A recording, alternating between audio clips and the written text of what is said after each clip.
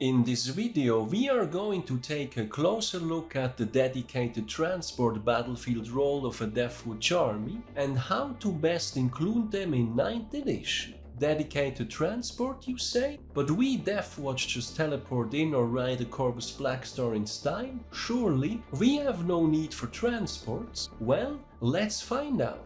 Over the course of the video, we will go through all the datasheets available and take a look at where they have made an appearance in successful competitive lists as of late. In the final part, we will also go through some additional rules to pay attention to before concluding the video with a quick wrap-up. Welcome to SwissHammer, your channel for modeling in Warhammer 40k. My name is Temmer, and I will be guiding you through this video. As I was mentioning before, the Deathwatch comes with a variety of extra mobility, such as the Teleportarium Stratagem, enabling the teleport strike ability on infantry, bikers and even dreadnoughts, or the Beacon and Chalice Relic, which can pull an infantry or biker unit to the bearer, or then of course various versions of Teleport Homers, or the mentioned unique flyer of the Deathwatch. So, what's the deal with dedicated transports? First of all, this battlefield role works a little different from the others, namely that you can include one dedicated transport for each infantry unit taken. Further good news is that dedicated transports are also allowed in the Army of Renown, the Kill Team Strike Force, even though the ruling there is slightly different. For each Primaris Kill Team unit included in a detachment, the army can include one Impulsor. For each other kill team unit included in a detachment, it can include one other dedicated transport unit. As we will see later, this is due to Firstborns and Primaris being picky about taking a ride in transports, a problem we know only too well from the Corvus Blackstar. But anyway, the list of these transports is rather short. We have the classic drop pod, Rhino, Razorback, Impulsor, and two Forge World exclusives, the Dreadnought drop pod and the terrax-pattern Termite. We will now look at each of them in good order and discuss their potential application in a Deathwatch army. First, we have the drop pod for 70 points. It comes with either a Stormbolter or a Deathwind launcher, and it can transport 10 infantry models. It cannot transport Champak, Terminator, Primaris, Wolfen or Centurion models, and for those thinking about cheesing this with a mixed unit Proteus kill team, unfortunately this has been ruled out in the Deathwatch supplement. Bikers and Terminators, even if they don't have the keywords due to being in a kill team, for the purposes of embarking on transports, they still count as such. Too bad. While I think that it's sensible to restrict the bulkier units like Terminators and Centurions from using those, I think they could have at least allowed non-Gravis Primaris models to take a ride.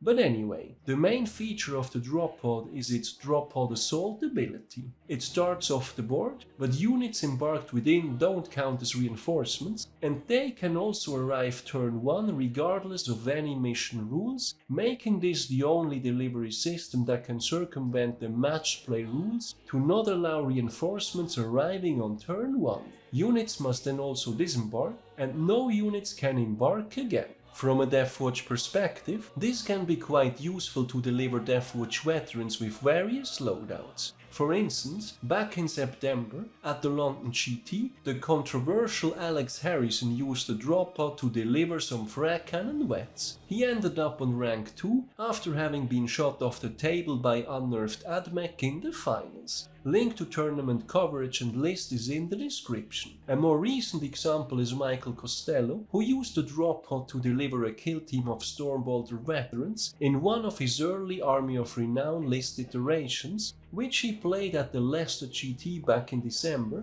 and ended up on rank 14. Overall, I think the drop pod remains a solid option, however, especially for beginners, I would like to add a word of warning. Very similar to what I described in previous kill team videos about deploying through concealed positions, you must be careful with where you put down the drop pod. Your opponent can potentially turn it against you by charging it, either preventing you from shooting at his units and or allowing his units to slingshot around it, gaining extra movement and suddenly having them end up in your face far faster than you would have expected. Just something to be aware of when bringing one along. Next up we have the Rhino and the Razorback, two very old school transports, with the difference being that the Rhino carries 10, while the Razorback only carries 6, but has some extra armaments. Just like with the drop pod, no jump packs, bikes, Terminators, Centurions or Primaries allowed. For its 80 points, the Rhino comes with a Stormbolter, and you can add another for 5 points, or even add a Hunter-Killer missile for another 5. In my opinion, the Razorback pays a bit of a premium with 110 base cost, with either a twin heavy bolter or a multi-melta, but the twin las cannon upgrade at 10 points is then comparably cheap. So I would say overall, the 120 points for one with twin las cannon is alright, though not spectacular. At the recent New Year's Knockout GT 2022, Geoffrey Husser brought 2 of them with that loadout in his Army of Renown, ending up on rank 4.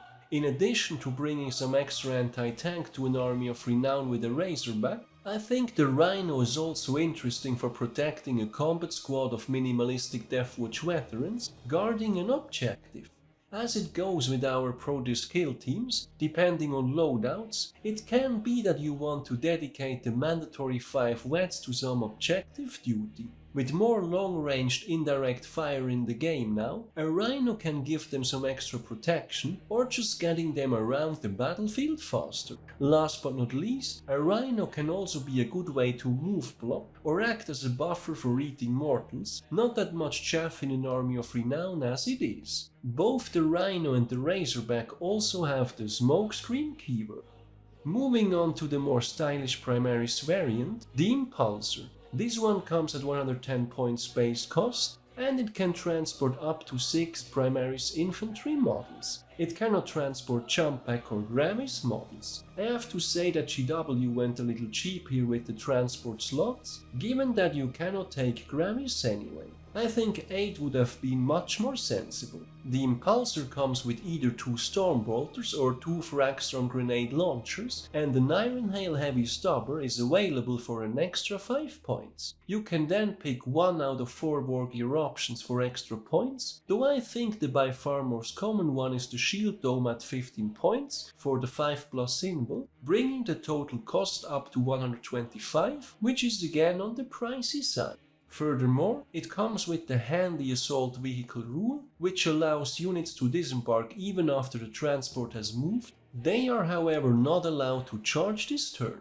Another ability to be aware of is the hover tank, meaning that distances are always measured to and from this model's hull. At the recent LVO taking place end of January, Lou Rollins brought an Impulsor along in his Army of Renown, managing a still decent 3-3. From what I can tell, he used it for the 5 intercessors in his list, pretty much the same approach as with the Rhino I covered earlier. Extra protection, getting them around faster, can potentially move block or eat mortals. 11 wounds, toughness 7 and the 5+ symbol is pretty good for that. Especially when considering that the Primaris cargo contained within most likely won't have direct access to an invul safe anyway. Moving on to the first out of 2 Forge World entries, the terrax-pattern Termite drill. Not gonna lie guys, but this one has me a little hyped.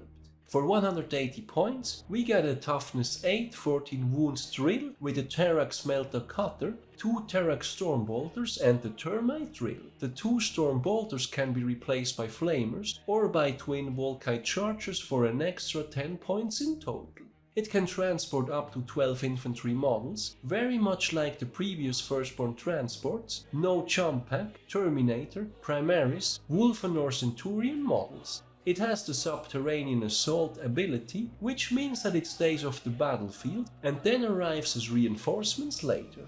I haven't seen this one being used in any competitive Deathwatch list so far, which likely makes this more gimmick than anything else, but one day I will have to get me one of those and try it myself. Then last and certainly least, we have the Dreadnought drop pod for 70 points, the one datasheet I keep forgetting even exists, and as the name suggests, it is basically a drop pod for Dreadnoughts with the same drop pod assault special rule. Two things that make this a no-go for Deathwatch though. The first is its transport restrictions. It can carry one Dreadnought, but only those below 10 wounds, aka no Redemptors or Leviathans for instance. Between that and the immensely flexible teleportarium stratagem working with Dreadnoughts, I just don't see any reason to ever take this drop pod, and cannot recall having seen this in any 9th edition list so far.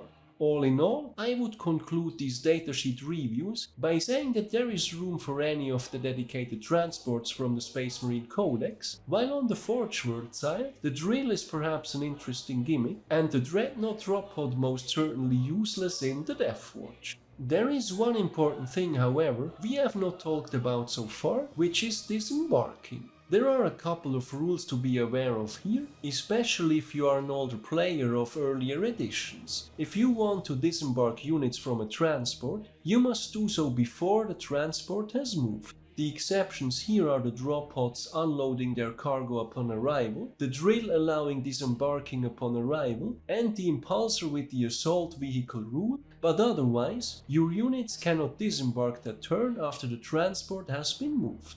When a unit disembarks, it has to be set up wholly within 3 inches of the transport and not within engagement range of any enemy models. Units that have disembarked can then act normally in the remainder of the turn, but they never count as remain stationary, even if they made no actual move themselves that turn. The regular disembarkation aside, what happens when a transport is destroyed and units are still contained within? First of all, these transports have the explode special rule. When the transport is destroyed, roll 1d6 before any embarked models disembark and before removing it from play. On a 6 it explodes, and each unit within 6 inches suffers d3 mortal wounds. Note that this does not affect the units embarked within, they have something else coming for them. The units embarked within must now disembark before the transport itself is removed from play. For each model you set up like this, you must roll a d6. For each roll of 1, a model of your choice is destroyed. So as an example, if you have 5 wets and a character in a transport that's getting destroyed, you must roll 6 dice, and say you roll 2 1s, then you can select which 2 models die. For instance, you would then take 2 cheap wets rather than the sergeant and the character. Also, models that disembark that way cannot heroically intervene or charge that turn. There is also the emergency disembarking stratagem, which allows setting up models within 6 instead of 3 inches of the transport, but note that you then have to remove models on a roll of 1 or 2 rather than just 1. I think the name of this is a bit misleading, as this is something you can use when your transport is surrounded by enemy models and you have no room to set up your own models rather than having them exit safely. To wrap things up, over the course of the video, we have looked at the dedicated transport battlefield role, which includes the drop pod, Rhino, Razorback, Impulsor, Forge World Drill and Dreadnought drop pod. Even though the Deathwatch has several unique delivery systems, most of these transport can still be a useful addition, and can even be included in the Army of Renown. The drop pod can deliver its cargo turn 1, regardless of mission rules, while the Rhino and Impulsor can be a good way to protect and transport a combat squad of Deathwatch Wets or Intercessors. Also worth noting is that they are excellent for move blocking or soaking up mortal wounds. The Razorback has made an appearance as well at a tournament as of late, adding some additional anti-tank firepower with the twin las cannon loadout. Perhaps a bit less competitive is the Forge World Drill, which looks like a fun gimmick, but has not made any appearances in competitive lists yet. Last and certainly least is the Dreadnought drop pod, which is entirely wasted in a Deathwatch army thanks to our teleportarium stratagem. Of special note are the disembarkation rules, which have changed a bit over the course of the editions. Some exceptions aside, keep in mind that units must disembark before the transport has moved, and that they never count as stationary, even though they have not moved themselves. When a transport is destroyed, You then roll for each model within, and for each roll of 1, a model is slain, but at least you can pick which one it is. Then lastly a word on embarking. Models cannot embark in a transport if they have already disembarked at same phase, and all models have to be within 3 inches of the transport they want to board, no daisy chain allowed.